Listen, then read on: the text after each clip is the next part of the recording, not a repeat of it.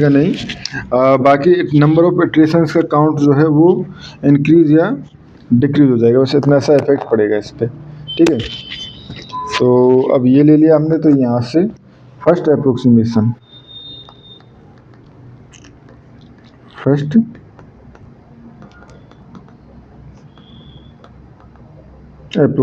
ठीक है। तो यहाँ से x1 इक्वल टू, ठीक है, तो x1 इक्वल टू क्या हो जाएगा, x1 इक्वल टू देखो पहले 0 0 पुट करें तो 1/20/8, तो बेसिकली 2.5, ठीक है। एंड इसमें यहाँ पे y1 इक्वल टू देखे तो 0 0 पुट 33/11, तो y1 इक्वल टू 3, ठीक है। एंड z1 इक्वल टू यहाँ पे पुट किया तो 35/12, ठीक है। तो ये हो जाएगा 2.91667, ठीक है, ये हो गया। नाउ सेकंड अप्रोक्सीमेशन,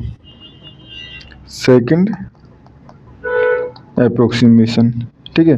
तो सेकंड अप्रोक्सीमेशन के लिए x2 इक्वल टू क्या है, इस इक्वेशन में पुट करनी है हमारे पास, तो ये इसको मैं एक बार लिख देता हूँ, 1/8 ठीक है, 20 प्लस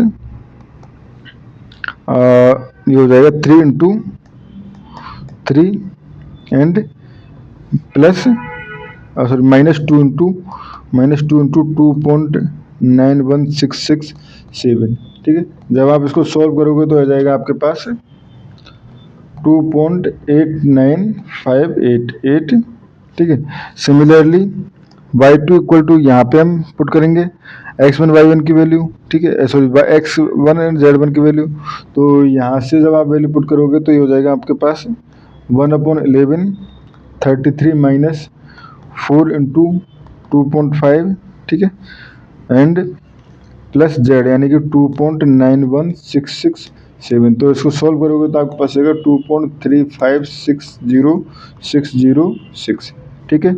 एंड सिमिलरली z2 में इसमें x1 y1 की वैल्यू पुट करोगे तो ये आपके पास आ जाएगा 0.916667, ठीक है। सिमिलरली आपको आगे चलना है थर्ड अप्रोक्सीमेशन, ठीक है। तो वही इस बार हमें ये सारी वैल्यूज x1 y1 z1 की वैल्यूज पुट करनी है। तो ये हो जाएगा हमारे पास x3 इक्वल टू आ जाएगा 3.1543 एंड ये हो जाएगा हमारे पास y3 की वैल्यू आ जाएगी 2.0303, ठीक है। एंड x3 की वैल्यू z3 की वैल्यू आ जाएगी आपके पास 0.8797। अब देखो स्टूडेंट्स, चेंज काफ़ी है। यहाँ पे हमारे पास z1 की वैल्यू 2.91 था, यहाँ पे 0.91667 है, यहाँ पे 0.87 है, मतलब अभी डिफरेंस ज़्यादा है, ठीक है। ये हमें इक्वेशन कब तक यूज करनी है, जब तक कि अप्रोक्सीमेशन के बीच में डिफरेंस जो है वो बहुत कम हो जाए, ठीक है, या हम कहें कुछ नंबर ऑफ डिजिट के बाद ही डिफरेंस जो है वो चालू हो जाएगा।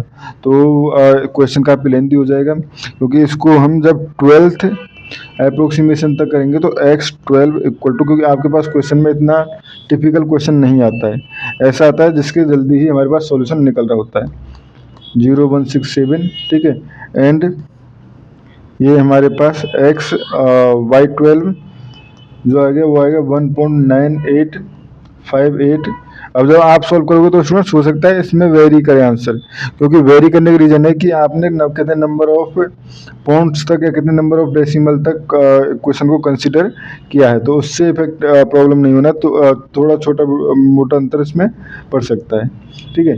एंड z12 इक्वल टू आ जाएगा आपका 0.9118, ठीक है। तो ये आपका इसका फाइनल सॉल्यूशन आएगा 12th अप्रोक्सीमेशन पे, यानी 11th और 12th जो है वो नियरली इक्वल आएंगे, तब जाके हम कहेंगे कि ये इसका रूट्स हैं इसके, या x1 y1 x y z की वैल्यू है, ठीक है, यानी ये x की वैल्यू, ये y की, एंड ये z की वैल्यू। तो इस तरह से हमें गॉस जैकोबी मेथड से क्वेश्चन को सॉल्व करना होता है, ठीक है स्टूडेंट्स। नेक्स्ट वीडियो में हम गॉस सीडल इटरेटिव मेथड पढ़ेंगे। Thank you.